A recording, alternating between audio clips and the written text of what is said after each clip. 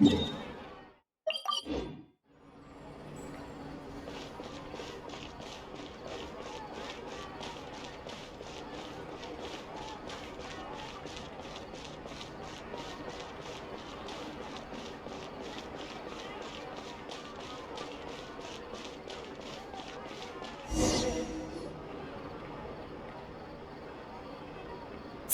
snap, printy printy printy, stackity stack stack stack.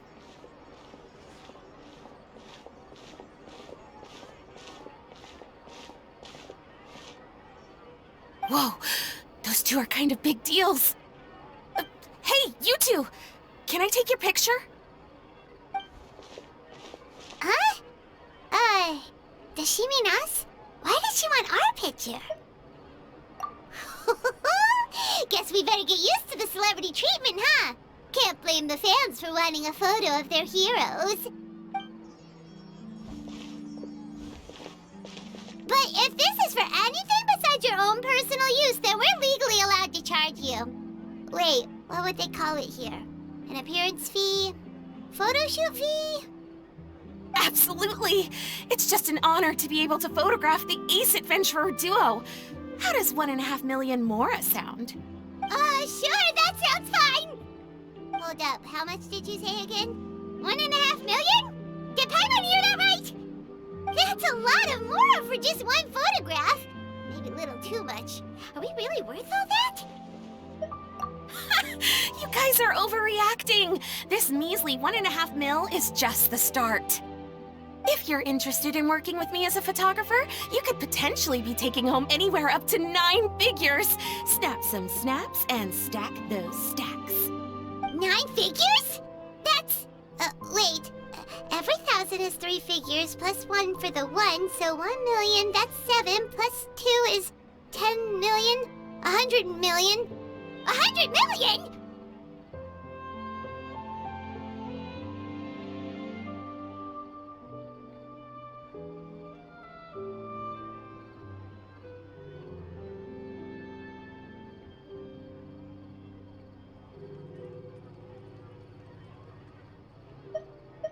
Yeah, this all sounds too crazy even for Paimon to fall for it. What kind of racket are you running here? You planning on flashing a couple of famous faces to con innocent people? Con innocent people? You took the words right out of my mouth. But you got it back to front. My goal here is to rid Teyvat of everyone out there who's trying to con innocent people. Help me out, and there'll be a big bonus in it for you. Whoa, back up a little. Seems you skipped a couple of steps. How did you get from photography to crime fighting? Well, it all has to do with an important problem in law enforcement that often gets overlooked. Target recognition. Common sense says that if GIGAMERZ want to fight crime, the first thing they need to do is identify who's a criminal and who isn't, right? But what happens when a GIGAMERZ mistakes an honest citizen for a criminal, or sees someone brandishing a weapon in public but fails to flag them as a potential threat? Then you've got a huge problem. Think of the poor fisherman whose fishing rod gets mistaken for a spear, or the crafty crook who carries around a metal pipe to club his victims with, but dismissed as a regular plumber. Okay, fair enough. You're kind of making sense now. Great. Okay, so let's say I disguise myself as a cat, or a dog, or a finch, or a pigeon, or maybe even a blubber beast, because why the heck not? So I'm walking around the city streets like an escaped amusement park employee, and a GIGAMERZ sees me. How do you think it would respond? That's cheating! A GIGAMERZ's not gonna do anything to some cute little critter. Also, what kind of blubber beast would even want to come to the city anyway? Bingo! Right answer. GIGAMERZ are incapable of registering cats, dogs, finches, pigeons, and, of course, blubber beasts as potential targets. Their image recognition system actually ignores them completely.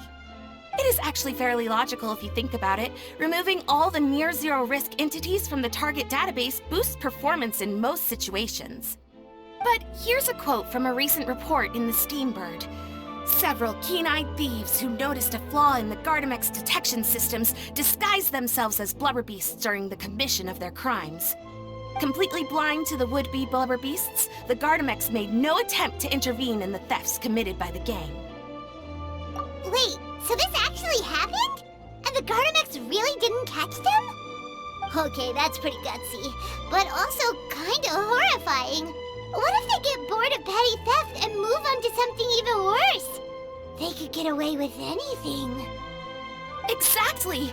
And that's why we have to fight these criminals in the domain of technology. It's turned into an ongoing tug-of-war between their disguises and our image recognition capabilities. And I, Lapine Pauline, specialist in graph adversarial technology, am determined to do my part towards a crime-free future for Fontaine. Currently, I'm in the process of collecting sample images. Once I have a large enough pool, I'll use that to develop a simple but powerful and highly accurate image recognition algorithm that runs on a small graphical processing module. Any clockwork mecha installed with this module will instantly be able to recognize people wearing disguises and accurately assess the criminal threat they pose. And, if all goes to plan, the Palais Mermonia will jump at the chance to have these installed on every Gardamek in the city. It's the business opportunity of a lifetime. Paimon's getting deja vu. Let me guess, you're a homebody researcher who prefers to stick to the city, limiting your potential sample size. And the reason you want to work with us is because we can go out into the wild and help you get all the other photos you need, right? Wow! Right again! Down to the last detail. It sounds like the Ace Adventurer duo has seen it all before. What do you say? Join my project, become a graph adversarial technology specialist, and together we can expose every costume defender in Fontaine. Crucially, with your help, we can build a solid graph adversarial tech pipeline and take Fontaine's technology and law enforcement capabilities to the next level. Everybody wins!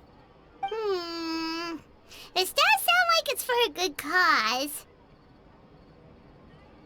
Forget tomorrow. We can't stand by and do nothing. There are criminals out there giving blubber beasts a bad name, and that's something Paimon won't stand for! Great! And just like that, welcome to the team. Okay, take this. It's an image recognition sample collector. It contains recording and analysis equipment that I designed myself, and comes complete with a user guide. I've already looked through lots of images from all over to determine the key features of the samples I'd like to collect. All you need to do is work your way through the guide, get the pictures, and bring them back to me. Simple. Let's get this show on the road, everyone. We must win the tug-of-war against evildoers and score some big-ticket orders from the Palais Mermonia.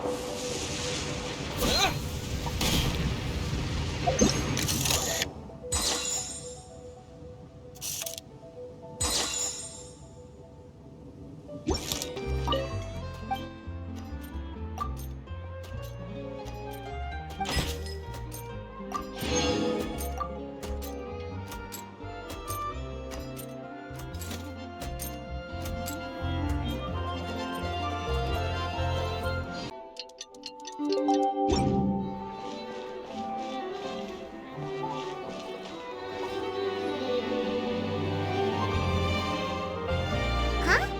Isn't that Charlotte? What could she want with Lapine Pauline? Pretty please with the cherry on top, Charlotte! Journalist extraordinaire! Please tell me you're joking! I read that a gang of criminals tricked the Gardamex by disguising themselves as blubber beasts. It's true, isn't it? It has to be! I've invested all my savings into graph adversarial technology and even taken out a sizable bank loan. I'm begging you like the beggiest beggar in all of begdom. Okay. I need you to calm down a little, Miss Lapine Pauline. I admire your passion for your research, and I don't mean to dash your hopes for those, big-ticket orders. But I'm afraid I'm not joking. The Blubber Beast incident was a short story mailed to us by an anonymous amateur author, written in the style of a true story. Oh, Paimon sees what happened here. Sounds like the report Lapine Pauline read in the Steambird wasn't in the news section after all. Funnily enough, I actually remember being in a meeting where the editing team was debating the potential risk of misleading the public with this story. They even went to Maison Gardiennage for advice. But to our surprise, they fully supported us printing it. They figured that the false intel would be a great way to dupe potential criminals into wearing ridiculous costumes when breaking the law. In truth, Gardamex are extremely sophisticated in their capabilities. They can identify criminals just as reliably as the best human guards, so a crude disguise isn't gonna get you far. If anything, it'll just make you stand out all the more. Since we ran that story, the Maison Gardiennage has made a slew of arrests, including, one phantom blubber beast, a titanic red-crowned finch, and a specter man. So I knew this story had helped out law enforcement, but this is the first time I'm learning of an innocent citizen being deceived by it, and investing so much Mora for nothing.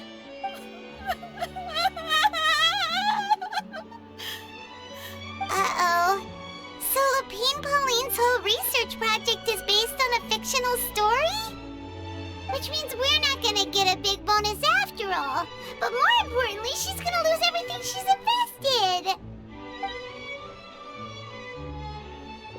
Traveler! Paimon! You're back! I was in the area taking some photos for a story when I got to talking to Miss Lapine Pauline about her research.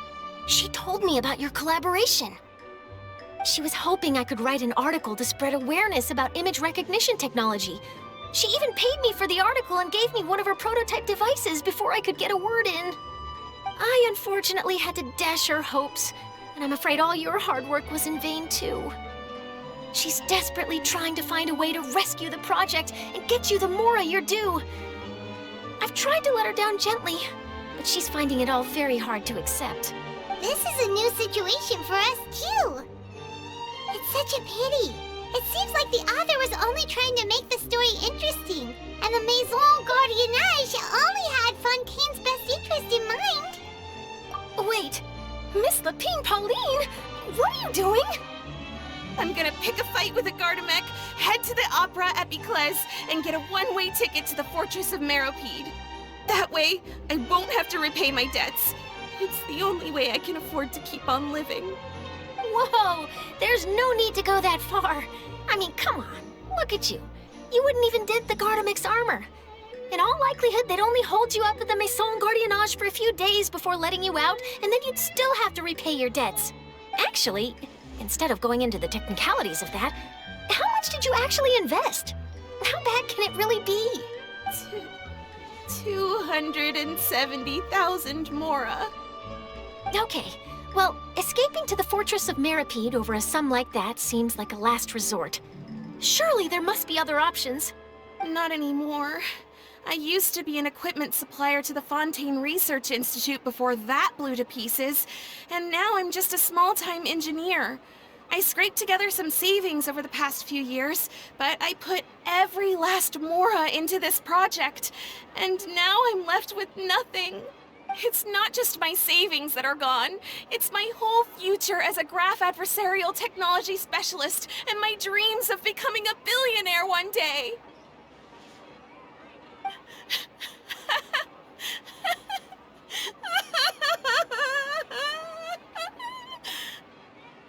My life is over.